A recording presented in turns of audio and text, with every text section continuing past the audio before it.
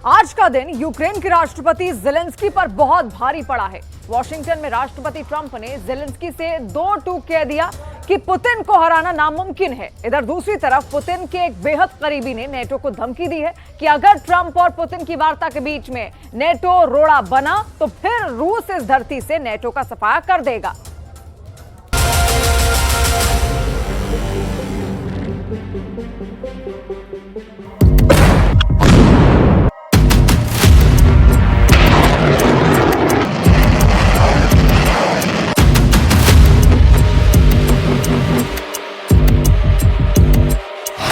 धरती से मिटा देंगे नेटो, पुतिन का खौफ, वॉशिंगटन में जेलेंस्की।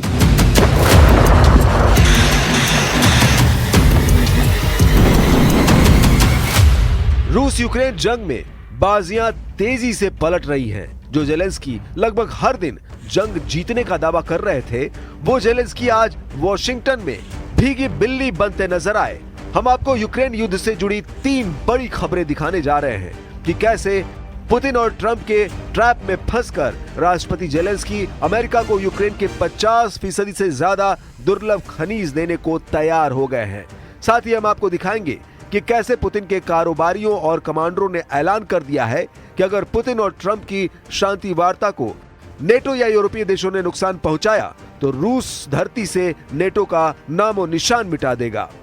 इधर ISW की एक रिपोर्ट में दावा किया गया है कि चाहे नेटो या फिर यूरोपीय संघ, अब कोई भी यूक्रेन से रूस का कब्जा नहीं हटा पाएगा। हम आपको दिखाने जा रहे हैं कि कैसे पुतिन 10 लाख से ज्यादा यूक्रेनियों को रूस का गुलाम बनाने जा रहे हैं।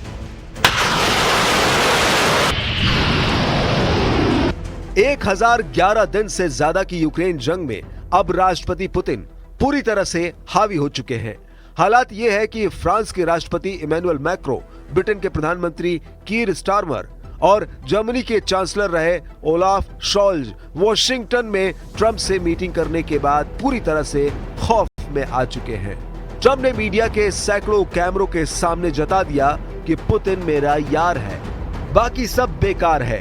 ट्रंप की इस कूटनीति ने यूरोपीय और नेटो देशों को हक्का बक्का कर दिया है। हालात ये है कि अब 30 यूरोपीय देश ये मानकर चल रहे हैं कि ट्रंप पूरे यूक्रेन पर पुतिन का कब्जा करा सकते हैं। इसलिए अब नेटो और यूरोपीय संघ कोशिश में जुटे हैं कि पुतिन और ट्रंप के बीच यूक्रेन युद्ध पर होने वाली शांति वार्ता फेल हो जाए।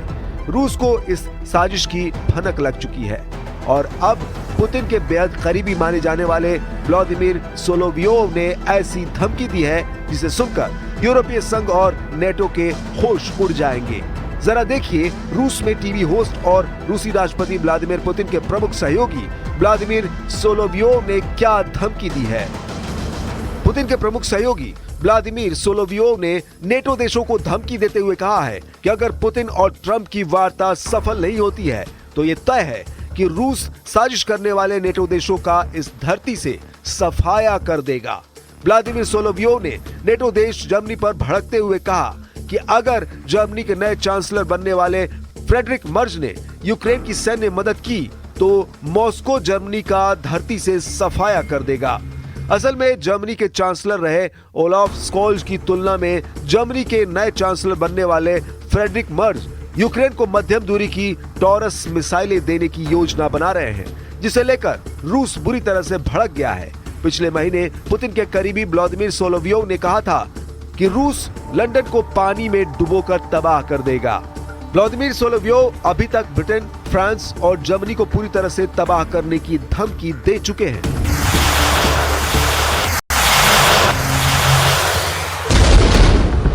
इधर दूसरी तरफ यूक्रेन से 7,880 किलोमीटर दूर वॉशिंगटन में घबराए और मुरझाए जेलेंस्की को पुतिन प्रेमी ट्रंप का सामना करना पड़ा है।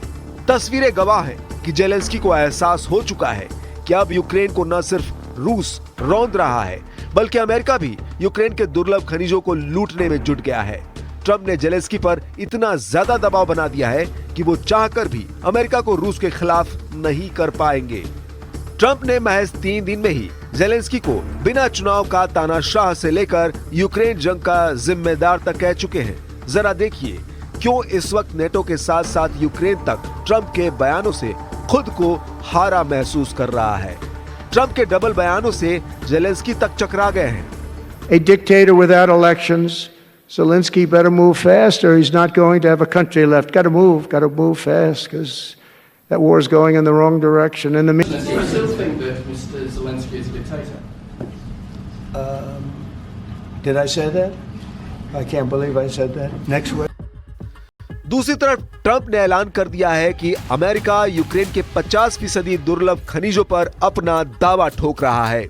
यानी यूक्रेन को इस वक्त रूस और अमेरिका दोनों ही मिलकर लूटने में जुटे हैं और बेचारे जेलेंस्की कुछ नेटो देशों के भरोसे यूक्रेन को बचाने में जुटे हैं। लेकिन इस बीच यूक्रेन के रक्षा मंत्रालय के अंडर में आने वाले खुफिया निदेशालय ने ऐसा दावा किया है कि पूरी दुनिया दंग रह गई है।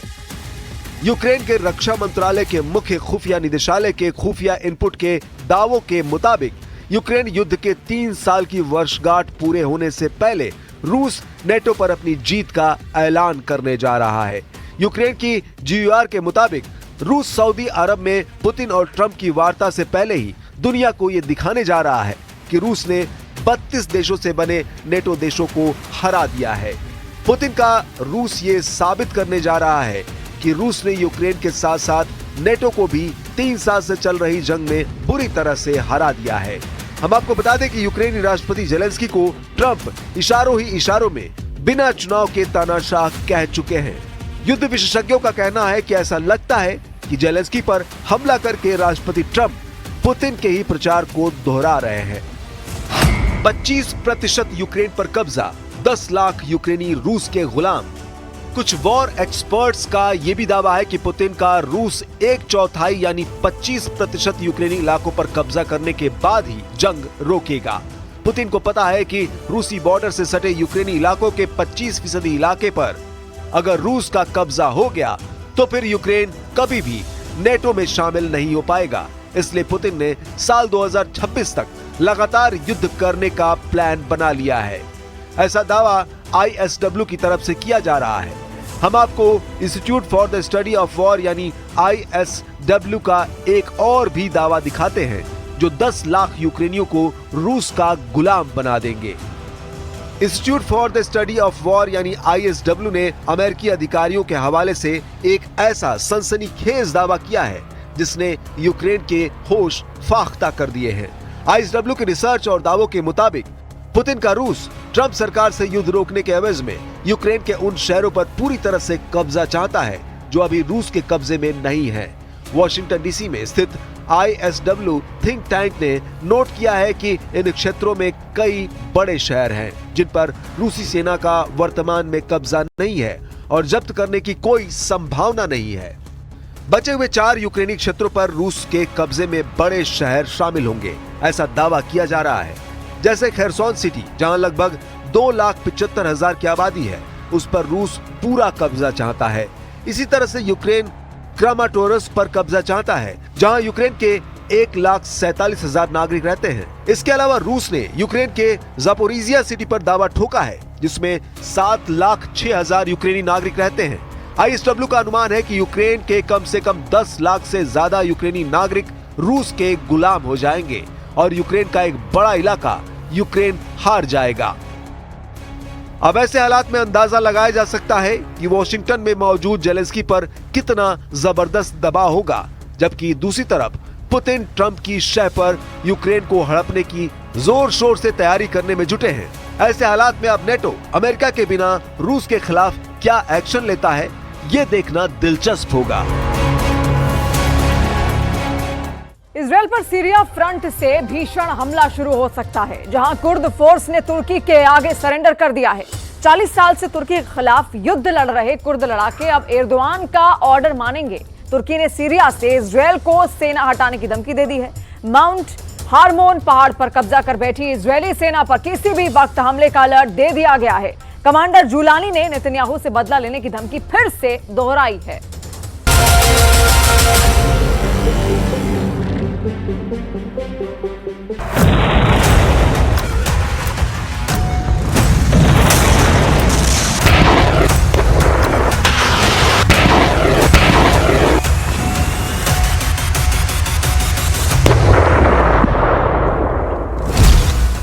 इजराइल के लिए सीरिया से आई सबसे बुरी खबर। तुर्की को मिला जुलानी से बड़ा जंगबाज।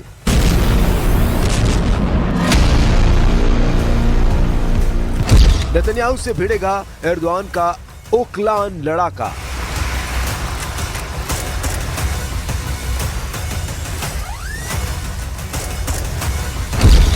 खलीफा का युद्ध शुरू, ट्रंप भी गए डर।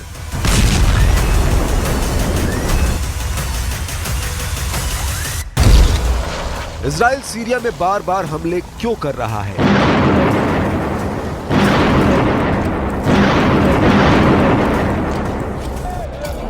नेतन्याहू के जंगी जेट जुलानी के इलाके में बमबारी क्यों करते हैं?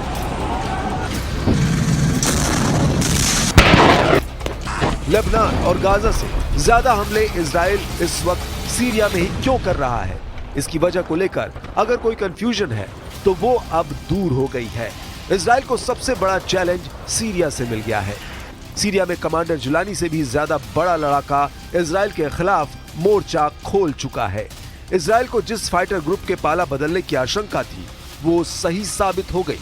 इजराइल के खिलाफ सीरिया में तुर्की के प्रेसिडेंट ने 47 साल से जंग लड़ने वाले फाइटर ग्रुप को अपने साथ जोड़ लिया है। सीरिया के कुर्द लड़ाके अब तुर्की के लिए युद्ध के लिए रेडी हैं। जिस तुर्की से कुर्द फाइटर्स की जानी दुश्मनी थी उसे ही कुर्द फोर्स के चीफ ने अपना आका मान लिया है। इजराइल से कुर्द फोर्स का गुरिल्ला वॉर शुरू। अब्दुल्ला ओकलान लेगा नसरल्लाह का बदला। अब वो बनाएगा एर्दोआन को खाड़ी का खलीफा। नेतन्याहू की ट्रंप से अर्जेंट मिसाइल की डिमांड। इजराइल अब तक कमांडर जुलानी से खुद को खतरा बताता रहा। इजराइल सीरिया में हिजबुल्लाह के अड्डे को बम धमाके से उड़ाता रहा। नेतन्याहू ने सीरिया में ईरान के मिसाइल बेस पर बारूद बरसा कर तबाह किया। मगर इजराइल के लिए असल मुसीबत बन गए वो कुर्द लड़ाके जिन्हें अमेरिका अपने साथ मानता रहा। कुर्द फोर्स जिनके कब्जे में सीरिया का बड़ा हिस्सा है। कुर्द फोर्स जिन्होंने 47 साल से तुर्की से भीषण लड़ाई लड़ी है, वो अब एर्दोआन के आगे सरेंडर के लिए तैयार हो गए हैं। يعني هالبتنا دمك دريجة بمجرد دروجة بدي برأيك اشتري جهات بو بارفكرن يعني وهيرو أب دخوني وات دايني بس بدي ممكن دخوني كبيرنجي وريكرن إما يعني نسكون إما بكشتي أرينية جبه مجرد أرينية। कुर्द फोर्स के चीफ कमांडर अब्दुल्ला ओकलान ने ऐलान किया है कि कुर्द विद्रोही संगठन तुर्की के आगे सरेंडर करेंगे। ओकलान ने एक लेटर लिखकर अपनी पार्टी को खत्म करने का भी ऐलान किया है। जेल में बंद अब्दुल्ला ओकलान ने पार्टी के नाम लिखे खत में लिखा, अपनी कांग्रेस बुलाओ और फैसला लो। सभी समूहों को अपने हथियार डालने होंगे और पीकेके को खुद को भंग करना होगा। ओकलान की चिट्ठी इस्तांबुल में लाइव प्रेस कॉन्फ्रेंस में पढ़ी गई। मतलब साफ है कि एर्दोआन जैसा चाहते थे, ओकलान ने उनके हुक्म को मान लिया। तो क्या 47 साल से चला आ रहा खूनी संघर्ष खत्म हो चुका है? कुर्दों की लड़ाका ब्रिगेड अब किस काम आएगी? इजराइल अब जुलानी के फाइटर्स को दक्षिणी सीरिया में बर्दाश्त नहीं कर रहा तो कुर्द फोर्स से टकराव को कैसे टाला जाएगा? नेतन्याहू के लिए मुसीबत बड़ी है। पहले सुनिए पीएम नेतन्याहू ने जुलानी ब्रिगेड के लिए क्या नियम कायदे तय किए थे, फिर जानेंगे कुर्द फोर्स की टेंशन को। שערו בחתר החרמון ובמרחב החיץ לזמן בלתי מוגבל כדי להגן על יישובינו ולסכל כל איום. לא נאפשר לכוחות של ארגון ה-HTS או לצבא סוריה החדש להיכנס השטח מדרום לדמשק. नेतन्याहू अच्छी तरह जानते हैं कि सीरिया फ्रंट पर सबसे ज्यादा जोखिम है। सीरिया में इजराइल के सभी दुश्मन एक्टिव हैं। कुर्द फोर्स के तुर्की के साथ जाने के बाद नेतन्याहू को डबल टेंशन का सामना करना होगा। इसकी वजह कुर्द लड़ाकों का 5 देशों में विस्तार है। कुर्द फोर्स का भले ही अपना कोई देश नहीं, लेकिन ये लड़ाके 100 साल से अपने वजूद की जंग लड़ रहे हैं। अलग अलग देशों में फैले कुर्दों की राजनैतिक और मिलिट्री विंग है जो अपनी जमीन और पहचान की लड़ाई लंबे अरसे से लड़ रहे हैं। तुर्की और सीरिया में कुर्दों का अच्छा खासा प्रभाव है। अब्दुल्ला ओकलान ने ही 40 साल पहले तुर्की के खिलाफ जंग का ऐलान किया था। 76 साल के हो चुके अब्दुल्ला ओकलान ने कुर्दिस्तान वर्कर्स पार्टी बनाई थी। ओकलान को उनकी पार्टी के लड़ाके अपो के नाम से बुलाते हैं। दक्षिणी तुर्की के सांलिउर्फा में जन्मे ओकलान विद्रोह के बाद सीरिया चले गए थे।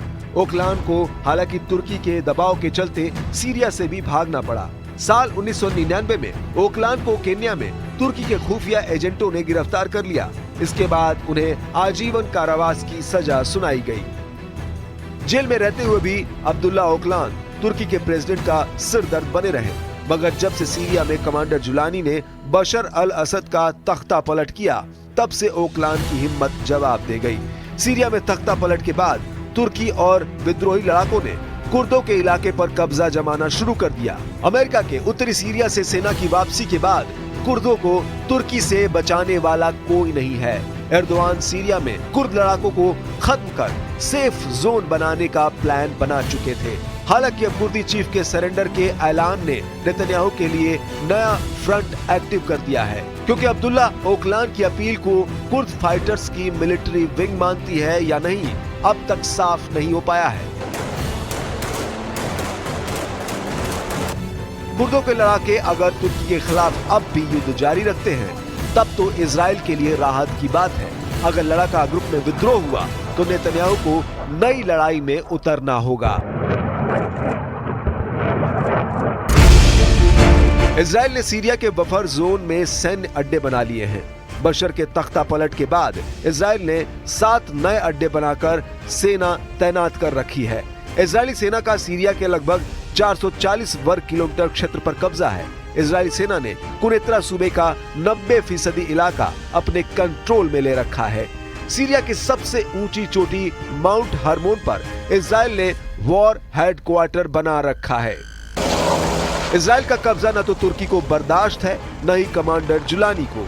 सीरिया के नए सुप्रीम लीडर ने इजराइल को कई बार सेना हटाने की धमकी दे रखी है। सीरिया में नेतन्याहू आर्मी के खिलाफ जुलानी कुर्द फोर्स को उतार सकते हैं। कुर्द लड़ाकों के पास ऑप्शन कम है। एक ऑप्शन तुर्की के खलीफा के ऑर्डर पर इजराइल से दुश्मनी निभाने का है, दूसरा ओकलान की अपील को ठुकराकर तुर्की से युद्ध जारी रखने का। लेकिन जिस फाइटर ग्रुप के चीफ ने सरेंडर कर दिए हैं, उसके लड़ाके ज्यादा दिन बगावत कर पाएंगे, इस पर डाउट है। जाहिर है यही डाउट नेतन्याहू को सुकून से नहीं बैठने देगा। इतना भी साफ है कि इजराइल दुश्मन के वार से पहले ही पलटवार के लिए जाना जाता है। जैसे हिजबुल्लाह का इलाज इजराइल ने किया है, जैसे हूती लड़ाकों को उनके घर में घुसकर मारा गया है, वैसे ही कुर्दों पर ट्रंप के दिए बम इजराइल बरसाना शुरू कर सकता है। इस बार इजराइल ने सीरिया में बमबारी की तो तुर्की आर्मी करारा जवाब देने के लिए तैयार है।